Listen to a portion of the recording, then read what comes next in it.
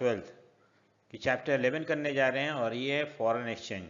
सो इस चैप्टर में हम देखेंगे ये सारे टॉपिक कवर होगा। मीनिंग ऑफ फॉरेन एक्सचेंज क्या होता है, करेंसी डेप्रिसिएशन करेंसी एप्रिसिएशन क्या होता है, types of foreign exchange rate, demand for foreign currency, supply of foreign currency, change in exchange rate और फॉरेन एक्सचेंज मार्केट का क्या फंक्शन है, ये सारी चीज़ें हम पढ़ेंगे।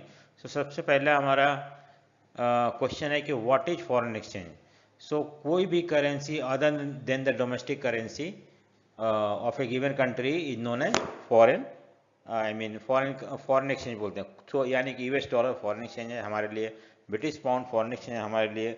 सो कोई भी currency other then Indian currency is foreign exchange for India. ठीक है, फॉरेन एक्सचेंज रेट क्या होता है, रेट एट विच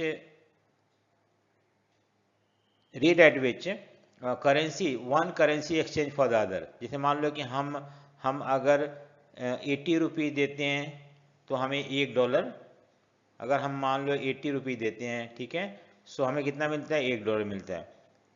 सो हमारा रेट क्या है, 80 रुपीज़ इक्वल टू $1 इस रेट से।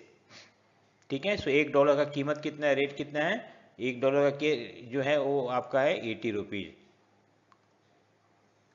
सो this is called rate at which one commodity exchange for other. जब हम एक कमोडिटी तो one currency exchange for the other, उसको बोलते हैं एक्सचेंज रेट। ठीक है, for example if $1 can be exchange for 70 rupees, then the 1 rupee will be 1/$70, that is 0.043 dollar होगा। ठीक है, तो इस तरह से हम निकाल सकते हैं कौन सा क्या एक्सचेंज रेट है। So rate at which one commodity exchange for the other, उसको बोलते हैं एक्सचेंज रेट। अब आता है नेक्स्ट इंपॉर्टेंट टॉपिक है करेंसी डेप्रिसिएशन करेंसी एप्रिसिएशन। ठीक है, सो करेंसी डेप्रिसिएशन मतलब होता है fall in the value of domestic currency in terms of foreign currency, and that too under flexible exchange rate system. ठीक है, फ्लेक्सिबल एक्सचेंज रेट सिस्टम मतलब जहाँ पे कि रेट जो है खुद ही फ्लक्चुएट होता है, आइदर बढ़ता है या घटता है, depending upon the demand and supply of foreign currency. Demand और सप्लाई के बेस्ड अपॉन दैट जो एक्सचेंज रेट बढ़ता है घटता है। ठीक है, तो उसको बोलते हैं currency depreciation, fall in the value of one own currency. ठीक है, सपोज मान लो कि अब 60 rupees equal to 60 rupees to 70 rupees हो गया है। से $1 पहले कितने था, 60 रुपीज का था, अब $1 70 रुपीज का हो गया है। तो हम क्या देखते हैं यहाँ पे कि हमारा जो प्राइस है उसका, हमारा जो रुपीज है वो अब सस्ता हो गया है, क्योंकि अब $1 खरीदने के लिए हमें 70 रुपीज। डेप्रिसिएशन और करेंसी एप्रिसिएशन देखते हैं। करेंसी डेप्रिसिएशन मतलब होता है fall in the value of one's own currency in terms of other currency. मान लो कि अगर decrease in the value of domestic currency in terms of other currency, और ये जो होता है फ्लेक्सिबल एक्सचेंज रेट सिस्टम में होता है, और ये मार्केट डिसाइड करता है, demand market forces of demand and supply of foreign currency की वजह से डिसाइड होता है। जैसे मान लो कि अगर हमारे पास यहाँ दिया हुआ है कि अगर मान लो $1 इक्वल टू 60 रुपीज़ है, अब $1 इक्वल टू 70 रुपीज़ हो जाता है, यानी कि हमारा करेंसी का वैल्यू पहले के मुकाबले कम हो गया है। अब शायद लगता होगा, उल्टा लगता होगा आपको, लेकिन ऐसा नहीं है। अगर मान लो पहले हम $1 जो है, $1 हम 60 रुपये में खरीदते थे, अब यही $1 खरीदने के लिए हमें क्या देना पड़ता है, 70 रुपये, ये ज़्यादा देना पड़ता है। ज़्यादा हम तब देते जब हमारा करेंसी का वैल्यू कम हो गया। सो इसको बोलते हैं करेंसी डेप्रिसिएशन। इसका इफेक्ट क्या होता है, इंक्रीज इन एक्सपोर्ट। अगर मान लो कि अब जैसे हमारा एक्सपोर्ट बढ़ जाएगा, कैसे बढ़ जाएगा, अगर $1 इक्वल टू 60 रुपीज़ है, अब $1 इक्वल टू कितना हो गया, 70 रुपीज़ हो गया। अगर मान लो 10 रुपये का कोई चीज़ हम अमेरिकन $1 स्पेंड करता था तो उसे कितना मिलता होगा, 10 रुपये का एक चीज़ 6 मिलता होगा, क्योंकि इक्वल टू 6 है। और अगर अब क्या है कि वही उतना ही $1 खर्चा कर रहा है, लेकिन अब उसे कितना मिलेगा, 7 सामान मिल सकता है। तो इसलिए अब उसे उतना ही पैसा खर्च करके ज़्यादा सामान मिलता है, तो ज़्यादा अपने यहाँ इंपोर्ट करेगा, इससे इंडिया का एक्सपोर्ट बढ़ जाएगा। ठीक है, दूसरा डिक्रीज इन इंपोर्ट। अब क्या होगा कि अगर मान लो हम अपने पॉइंट ऑफ व्यू से देखें तो यूएस डॉलर पहले 60 रुपये मिलता था, अब 70 रुपये मिल रहा है, यानी कि हमें ज़्यादा देना पड़ रहा है, तो हमारे लिए कॉस्टली हो गया यूएस डॉलर। सो कॉस्टली हो गया तो हम कम इंपोर्ट करेंगे और इस तरह से इंपोर्ट जो है वो कम हो जाएगा। ठीक है, increase in the national income. अब जैसे एक्सपोर्ट बढ़ेगा तो क्या होगा कि हम ज़्यादा बनाएंगे, ज़्यादा इन्वेस्टमेंट होगा, ज़्यादा प्रोडक्शन कैपेसिटी बढ़ेगा, ज़्यादा बनेगा, ज़्यादा एक्सपोर्ट होगा, और इस तरह से that will lead to increase in the money value of all the goods and services produce. ठीक है, सो इस तरह से हम देखते हैं कि इनकम, नेशनल इनकम बढ़ जाएगा, ज़्यादा प्रोडक्शन होता है automatically that will lead to increase in national income. क्यों ज़्यादा प्रोडक्शन होगा? क्योंकि एक्सपोर्ट बढ़ जाएगा। ठीक है, नेक्स्ट है करेंसी एप्रिसिएशन।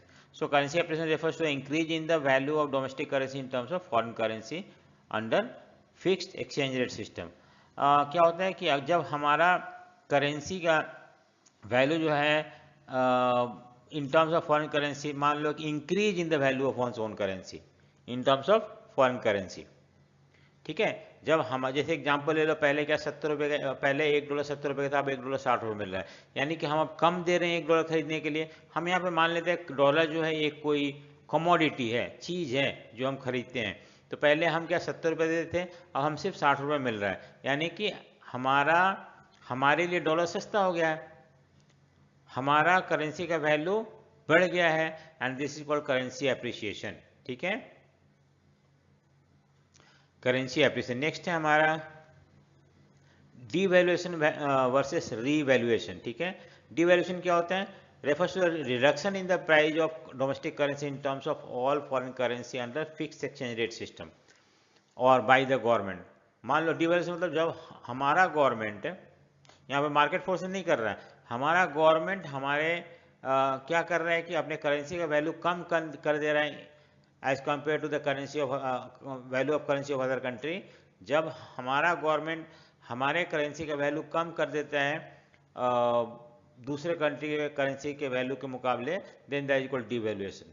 और दूसरी बात है गवर्नमेंट करता है, ये मार्केट फोर्स नहीं करता है। फॉर एग्जाम्पल पहले $1 60 रुपये का था, अब $1 70 रुपये हो गया, सो इसको बोलते हैं डीवैल्यूएशन। क्यों? क्योंकि अब आपका रुपये का वैल्यू कम हो गया है। पहले 60 रुपये में $1 खरीद लेते थे, आज आप 70 रुपये देना पड़ रहा है, आपको ज़्यादा देना पड़ रहा है। इसका मतलब होता है कि आपका वैल्यू जो है कम हो गया, आपका करेंसी का वैल्यू कम हो गया।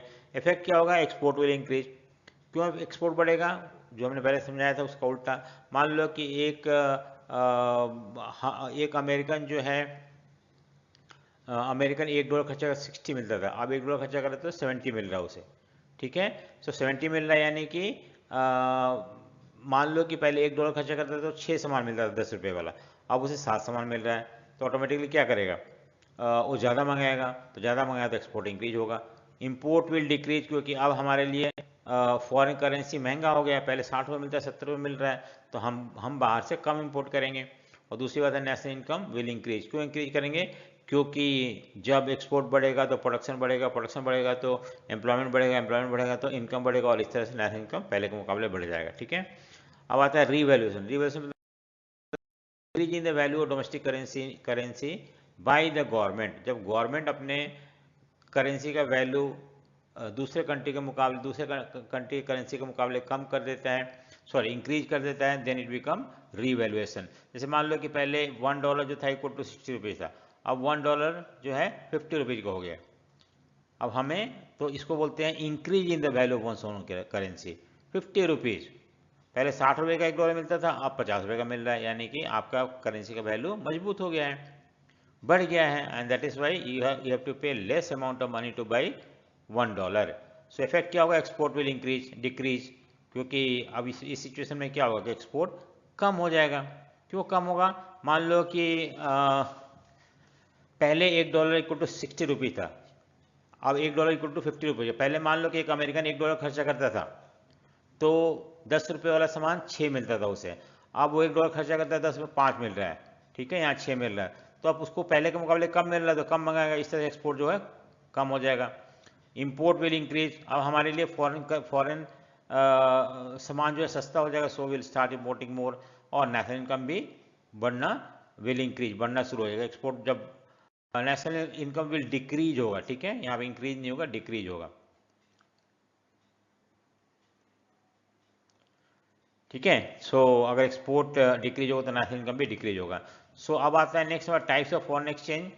रेट। तो एक तो होता है फिक्स्ड एक्सचेंज रेट सिस्टम, इसको हम पेग्ड एक्सचेंज रेट बोलते हैं, फ्लेक्सिबल एक्सचेंज रेट सिस्टम इसको फ्लोटिंग एक्सचेंज रेट बोलते हैं, या मैनेज फ्लोटिंग रेट सिस्टम। ठीक है,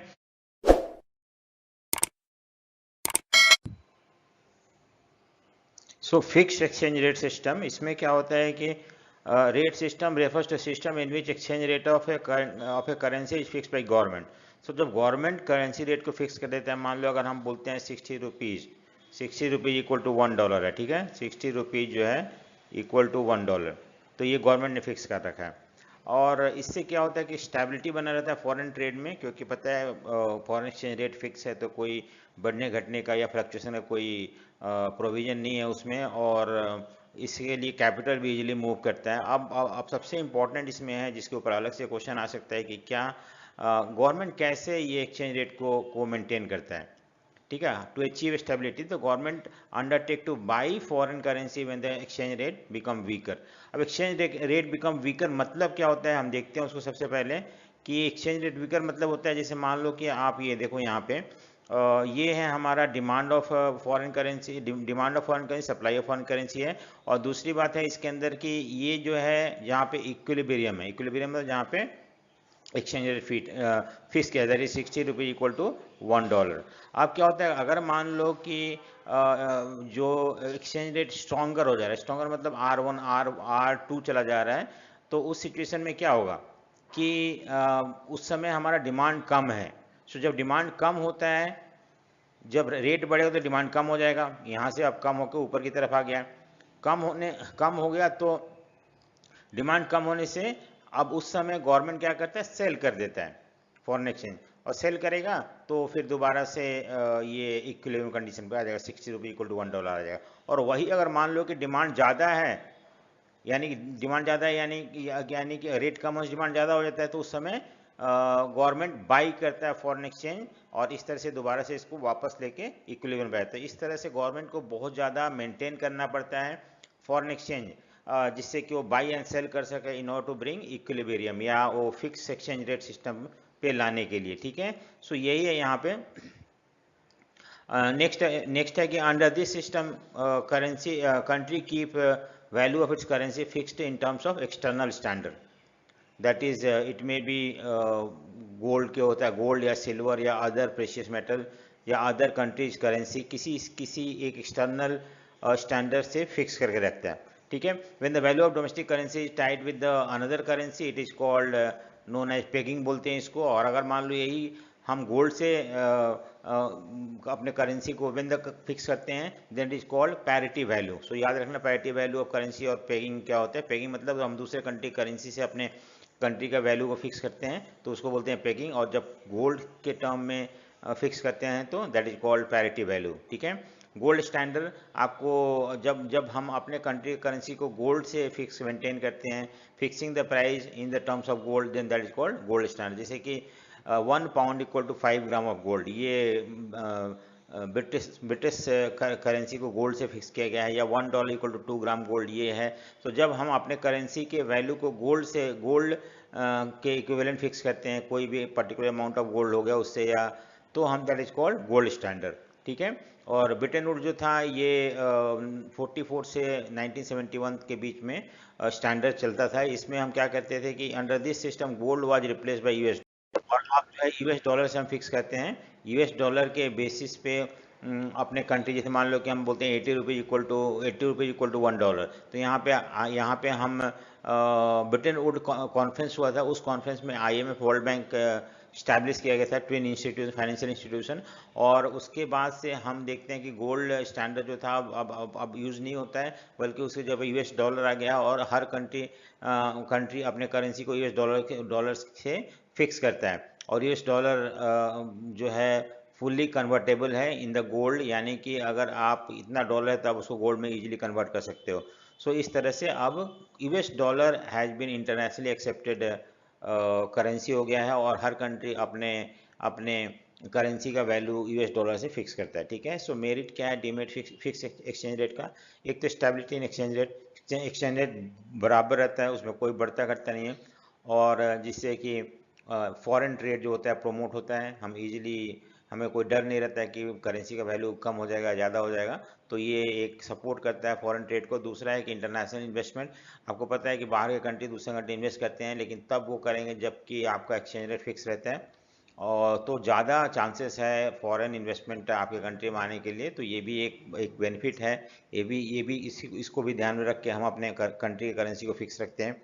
और प्रोमोट इंटरनेशनल ट्रेड, ठीक है। सो इंटरनेशनल ट्रेड भी बढ़ता है इससे, इंटरनेशनल इन्वेस्टमेंट आता है, कैपिटल आता है। तो ये सारा जो है अगर अगर करेंसी फिक्स है तो आपका फॉरेन ट्रेड जो है क्विकली और स्मूथली हो सकता है। सो ये कुछ फ़ायदे हैं, लेकिन कुछ डीमेरिट्स हैं।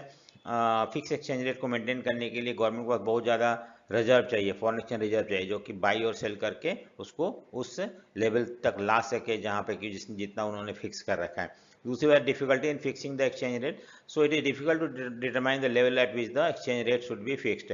दिस में भी कभी कभी हम क्या होता है, अंडर वैल्यूशन होता है, कभी कभी ओवर वैल्यूशन होता है। मान लो कि हम 60 रुपीज़ इक्वल टू $1, तो हो सकता है ये अंडर वैल्यूशन हो, या हो सकता है ये ओवर वैल्यूशन हो। तो उस सिचुएशन में दिक्कत आता है। जैसे मान लो अब क्या कि अंडर वैल्यूशन में create deficit in balance of payment. अब अगर मान लो हम कम वैल्यू, जैसे 60 रुपीज़ $1 है, हम 50 रुपीज़ $1 कर ले, तो हमारा एक्सपोर्ट क्या होगा, कम हो जाएगा। एक्सपोर्ट कम होगा तो बीओपी जो है वो लेस होगा, ठीक है। और अगर मान लो हम ज़्यादा वैल्यू कर देते हैं, 60 को 70 कर देते हैं, 60 रुपये इक्वल टू $1, आप 70 रुपये इक्वल टू $1 कर देते हैं, तो ओवर वैल्यूशन अगर हो सकता है तो उससे हमारा क्या होगा, higher than the market level. हाँ, सो बीओपी मोर एक्सपोर्ट होगा, और जब ज़्यादा एक्सपोर्ट होगा तो ज़्यादा इनफ्लो होगा foreign currency, and this will lead to inflationary pressure, price बढ़ना शुरू हो जाएगा। सो दोनों सिचुएशन ठीक नहीं है, ओवर वैल्यूशन या अंडर वैल्यूएशन, ठीक है। So next, exchange rate are not fixed. आमतौर पे exchange rate can not be permanently fixed, और जो फ्लक्चुएशन होता है इंटरनेशनल कमोडिटी प्राइसेस में या problem on BOP compel countries to bring change in the exchange rate. So हम बहुत ज़्यादा समय तक एक्सचेंज रेट को फिक्स नहीं रख सकते हैं। कभी कभी इंटरनेशनल कमोडिटी का प्राइस बढ़ता है, या बीओपी में अगर डेफिसिट होता है या सरप्लस होता है, तो उस सिचुएशन में हमें अपने अपने एक्सचेंज रेट को चेंज करना पड़ता है, और इसलिए ये कोई परमानेंट सॉल्यूशन नहीं है, ठीक है। अब आता है फ्लेक्सिबल, मतलब होता है जिसमें कि एक्सचेंज रेट जो होता है वो बढ़ते घटते रहता है, depending upon the demand and supply of foreign currency. अगर मान लो डिमांड ज़्यादा है तो रेट बढ़ जाएगा, और डिमांड कम है तो रेट घट जाएगा। तो इस तरह से that is called flexible exchange rate system. इसमें कोई गवर्नमेंट इंटरफेयर नहीं करता है, एक्सचेंज रेट खुद ब खुद एडजस्ट होते रहता है डिमांड एंड सप्लाई के ऊपर, और इसको फ्लोटिंग एक्सचेंज रेट भी बोलते हैं या फ्री एक्सचेंज रेट भी बोलते हैं, ठीक है। अब आता है डेप्रिसिएशन और appreciation, both occurs during the market force. अब डेप्रिसिएशन क्या होता है, fall in the value of one's own currency due to market force of demand and supply. और एप्रिसिएशन भी increase in the value of one's own currency in terms of other currency due to market forces of demand and supply foreign currency. So depreciation appreciation जो है fix exchange floating exchange rate का एक part है। Merits क्या होता है, एक तो इक्विलिब्रियम लेवल जो है maintain, self adjusting and automatically remove the disequilibrium in BOP, it eliminate the problem of over valuation under valuation. देखो हम जो इससे पहले हमने पढ़ा था ओवर वैल्यूएशन या अंडर वैल्यूएशन, उससे दिक्कत आना शुरू हो जाता है, और उसको मेंटेन करने के लिए हमें बाई एंड सेल करना पड़ता है फॉरेन एक्सचेंज। सो ये सब चीज़ यहाँ पे नहीं रहता है, और यहाँ पे जो होता है वो आपका खुद ब खुद सेल्फ एडजस्टिंग सिस्टम है ये। अगर डिमांड ज़्यादा है और सप्लाई कम है तो रेट बढ़ जाता है, और डिमांड कम है और सप्लाई ज़्यादा है तो रेट घट जाता है। तो इस तरह से हम देखते हैं, इसको एडजस्ट करते हैं, ठीक है। एडजस्ट ऑटोमेटिकली हो जाता है। No need for huge foreign exchange reserve, हमें रिजर्व करके फॉरेन एक्सचेंज रिजर्व करने की जरूरत नहीं है इस सिस्टम में, क्योंकि ऑटोमेटिकली एडजस्ट होता है, हमें बाई और सेल करने की जरूरत नहीं पड़ती है। लेकिन डीमेरिट होता है instability in the exchange rate. अगर मान लो कि अनसर्टेनिटी होता है कि घटेगा या बढ़ेगा, इससे फॉरेन ट्रेड जो है वो हैम्पर करता है, या फॉरेन ट्रेड कम होने लगता है। इन्फ्लेशनरी सिचुएशन, मान लो when there is a increase in the price of the import due to depreciation of currency, तो उस समय इन्फ्लेशन होना शुरू हो जाता है, और ये भी एक दिक्कत है इसमें। नेक्स्ट है speculation activity, some time it lead to exchange rate too high और too low, thus discourage foreign trade and investment. So speculation activity में यही होता है कि अगर मान लो कभी कभी बहुत ज़्यादा होता है, बहुत घट जाता है, तो हमारा फॉरेन ट्रेड होता है वो कम होने लगता है, ठीक है। नेक्स्ट है डिमांड फॉर, हम क्यों, why do we demand foreign currency और why there is supply of foreign currency, ये दोनों चीज़ हम पढ़ेंगे। सो आपको याद रखना पड़ेगा कि डिमांड मतलब होता है आउटफ्लो, जब आपका कंट्री का करेंसी किसी भी तरह से बाहर जाता है, जैसे आप लोन देते हो तो बाहर जा रहा है, आप सामान खरीदते हो तो बाहर जा रहा है, आप घूमने जाते हो तो फॉरेन करेंसी लेके जाते हो तो बाहर जा रहा है। सो उस या अगर मान लो आप बाहर के कंट्री में पैसा इन्वेस्ट कर रहे हो तो आप अपने पैसे में नहीं बल्कि फॉरेन करेंसी डिमांड करोगे, तो इसको बोलते हैं हम डिमांड फॉर फॉरेन करेंसी, ठीक है। अब रीजन फॉर द डिमांड क्या है, एक तो इंपोर्ट करोगे तो हमें बाहर पैसा देना पड़ेगा तो आउटफ्लो होता है, इसको डिमांड बोलते हैं। घूमने जाओगे या लोन चुका रहे हो then also there will be outflow of foreign currency, या इसको हम डिमांड बोलेंगे, हम डिमांड करेंगे फॉरेन करेंसी को। अगर मान लो आप गिफ्ट या कुछ और ट्रांसफ़र कर रहे हो, यूनिलैटरल ट्रांसफ़र जो होता है दूसरे कंट्री में, then you can not send it in your own currency but you demand foreign currency. उसको परचेस ऑफ ऐसा, अगर मान लो दूसरे कंट्री में एसेट्स खरीद रहे हो, फैक्ट्री खरीद रहे हो, मिल खरीद रहे हो, तो यू कैन नॉट पे इन योर ओन करेंसी, आपको डिमांड करना पड़ेगा फॉरेन करेंसी को। और फाइनली स्पेकुलेशन में गेन फॉर, कभी कभी क्या होता है कि हम फॉरेन करेंसी खरीद लेते हैं ये सोच के कि इसका वैल्यू बढ़ जाएगा तो हम बेच देंगे, और या तो इसके लिए भी हम कोई डिमांड करते हैं। तो ये कारण है, आते क्वेश्चन पूछते हैं कि क्या कारण है demand for the foreign currency, ठीक है। Why there is supply of foreign currency, supply मतलब इनफ्लो। सो इनफ्लो कब कब होता है, जब हम एक्सपोर्ट करते हैं तब इनफ्लो होता है। हाँ, फॉरेन इन्वेस्टमेंट, अगर बाहर का कंट्री इंडिया में पैसा इन्वेस्ट कर रहे हैं तो there will be inflow of foreign currency, ठीक है। अगर मान लो कि बाहर से लोग रेमिटेंस अपने यहाँ घर भेज रहे हैं, इंडिया के लोग जो बाहर काम कर रहे हो अपने घर में पैसा भेजते हैं, तो then there will be inflow of foreign currency and that is called supply of foreign currency. Speculation के पॉइंट ऑफ व्यू से भी होता है, जो मैंने बताया कि पैसा बाई कर लेते हैं और वो होप करके कि फ्यूचर में बढ़ जाएगा, तो इसकी वजह से that is called speculation. So when foreigner speculate on Indian dollar, sorry Indian currency, at that time there will be supply और इनफ्लो ऑफ फॉरेन करेंसी। अगर हम लोन लेते हैं रेस्ट ऑफ द वर्ल्ड से तो भी there be inflow of, supply मतलब inflow होता है। और grant and loan from abroad, अगर बाहर से हमें ग्रांट और लोन मिलता है। सो ये सब कारण है कि why there is inflow of foreign currency, या इसको हम सप्लाई ऑफ फॉरेन करेंसी बोलते हैं। फॉरेन एक्सचेंज मार्केट क्या होता है, what is market exchange rate, what is foreign exchange market. So एक ऐसा मार्केट इन विच, ये ऐसा मार्केट है जिसमें फॉरेन करेंसी खरीदा जाता है और बेचा जाता है, ठीक है। इसमें कौन कौन से इंडिविजुअल ये इंक्लूड होते हैं, इंडिविजुअल्स हो गए, कोई कंपनी हो गया, फर्म हो गया, या ब्रोकर्स हो गए, कमर्शियल बैंक हो गया, सेंट्रल बैंक हो गया, all these are in part of the foreign exchange market का एक हिस्सा है, ठीक है। इम्पॉर्टेंट, इट इज इम्पॉर्टेंट कि कोई ये कोई एक सिस्टम है ना कि कोई प्लेस है जहाँ पे हम जाके खरीद बेच सकते हैं, उस सिस्टम में ये सारे लोग इन्वॉल्व होते हैं। फंक्शन क्या है फॉरेन एक्सचेंज मार्केट का, एक तो ट्रांसफ़र फंक्शन। ट्रांसफ़र फंक्शन मतलब होता है कि मनी ट्रांसफ़र, ये मार्केट के थ्रू हम पैसा परचेसिंग पावर को ट्रांसफ़र कर सकते हैं easily, so that is why it is called transfer function. Credit function मतलब होता है कि we can take loan to engage in international trade, so even credit function is also performed by foreign exchange market, हम loan ले सकते हैं या, ठीक है। और हेजिंग फंक्शन में तो होता है रिस्क, क्या होता है कि कभी कभी हमारा हम खरीदते हैं और जब बेचने लगते हैं तो उस समय वैल्यू गिर जाता है, तो इसमें रिस्क इन्वॉल्व है। सो इस रिस्क को ख़त्म करने के लिए हेजिंग फंक्शन है। हम क्या करते हैं कि इन मार्केटों में हम इन मार्केट के थ्रू हम डील साइन कर लेते हैं कि अगर हम इतना सामान इंडिया से दूसरे किसी कंट्री में सप्लाई करेंगे इस पर्टिकुलर एक्सचेंज रेट पे, और अगर बढ़ता है घटता है तो उसमें फॉरेन एक्सचेंज मार्केट का फ़ायदा या नुकसान होता है। जो इंडिविजुअल एंगेज होते हैं उनका किसी भी तरह का कोई नुकसान नहीं होता है। So even that it is something like insurance. So ये भी एक फंक्शन परफॉर्म करता है हमारा फॉरेन एक्सचेंज मार्केट, ठीक है।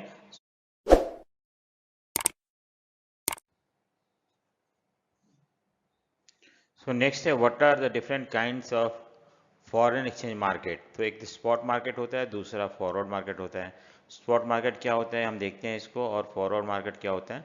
सो अब इसमें हम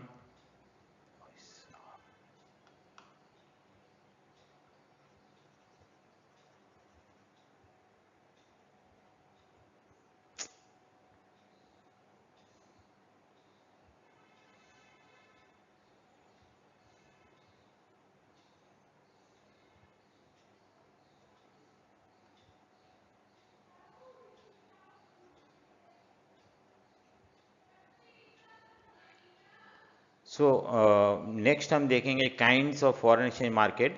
सो कितने तरह के फॉरेन एक्सचेंज मार्केट होते हैं, स्पॉट मार्केट और फॉरवर्ड मार्केट होता है। सो स्पॉट मार्केट में क्या है कि refer to market in which the receipt and payment are made immediately, जैसे हम खरीदते हैं और पेमेंट कर देते हैं। इस तरह से अगर मान लो कि कोई भी चीज़ आप रिसीव करते हो फॉरेन मार्केट से और उसको उसी समय पे कर देते हो, then that is called spot market. So इसमें भी ऐसा नहीं है कि उसी समय हो जाता है, 2 दिन का 2 days time is given and within 2 days transaction are to be settled. मान लो आपने किसी से डील किया कि हमें 5,000 शर्ट चाहिए और हम इतना डॉलर देंगे आपको, तो ये 2 दिन के अंदर ये सारे ट्रांजेक्शन सेटल होने चाहिए, और ऐसे मार्केट को हम स्पॉट मार्केट बोलते हैं। बेसिकली जो प्राइस होता है उस समय रेट होता है फॉरेन एक्सचेंज का, उसी बेसिस पे खरीदा बेचा जाता है, ठीक है। सो लेकिन फॉरवर्ड मार्केट होता है refer to market in which sale and purchase of foreign currency settle on a specific future date at a rate agreed upon today. जैसे मान लो कि आपने बोला कि जो रेट है वो आपने आज फिक्स कर लिया कि हमें इतना शर्ट चाहिए और इतना हम करेंसी डॉलर देंगे आपको, जिस रेट में आज है उसके हिसाब से। अगर after 3 months delivery will be made and आपको उसका पेमेंट करना है। सो तो अब 3 महीने बाद हो सकता है कि रेट बढ़ जाए घट जाए, तो वो अब अप्लाई बढ़ा घटा हुआ रेट अप्लाई नहीं होता है, जो रेट आपने अभी फिक्स कर रखा है उसी रेट पे एक्सचेंज होगा, and this is called forward market. So इसमें हो सकता है लॉस भी हो प्रॉफिट भी हो, बट एक तरह से हम ये एश्योर होते हैं कि जो हमने आज डील कर रखा उसी बेसिस पे एक्सचेंज होगा, ठीक है। सो ये है हमारा। नेक्स्ट है how exchange rate is determined, तो ये हम देखेंगे अगले वीडियो में किस तरह से एक्सचेंज रेट डिटरमाइन होता है। सो अगर आपको मेरे वीडियो समझ में आया तो लाइक शेयर सब्सक्राइब जरूर करें। Thank you for watching.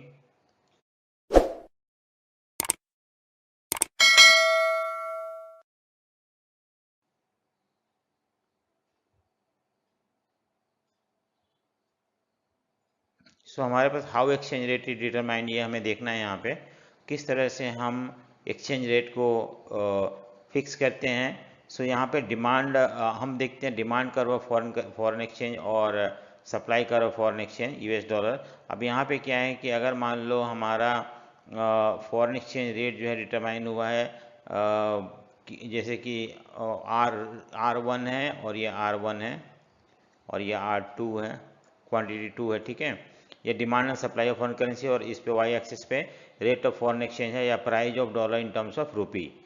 सो अगर मान लो कि हमारा ये है $60,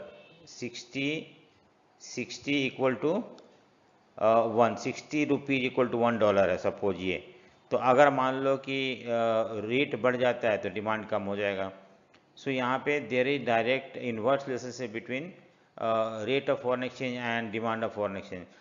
जैसे कि रेट बढ़ता है तो डिमांड जो है वो कम हो जाता है। There is inverse relationship between demand for foreign exchange and foreign exchange rate, ठीक है।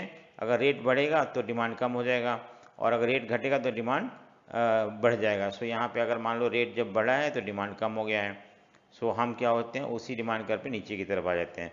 और अगर मान लो वही रेट घट जाता, सपोज रेट नीचे हो जाता, तो ये डिमांड क्या होता बढ़ जाता, ठीक है। सो यही है यहाँ पे। और दूसरा यहाँ पे है कि supply of foreign currency, supply of foreign currency, supply of foreign currency जो होता है इन टर्म्स ऑफ डॉलर।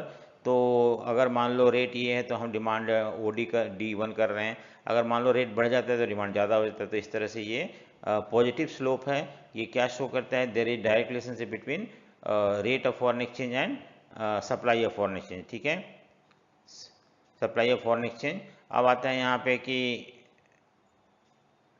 कैसे हम डिटरमाइन करते हैं। तो डिटरमाइन करने का जहाँ पे दोनों इंटरसेक्ट होते हैं, अगर मान लो कि यहाँ पे ये है हमारे पास डिमांड एंड सप्लाई, जहाँ पे इंटरसेक्ट होता है ये जो हो गया आपका रेट फिक्स हो गया, that is 60 rupees equal to $1। अगर मान लो कि रेट बढ़ जाता है तो ऑटोमेटिकली सप्लाई जो है ज़्यादा होगा और डिमांड कम हो जाएगा, और इस तरह से एक्सेस सप्लाई हो जाएगा। और वही अगर रेट कम हो जाता है तो डिमांड ज़्यादा हो जाएगा और सप्लाई कम हो जाएगा, तो there will be excess demand.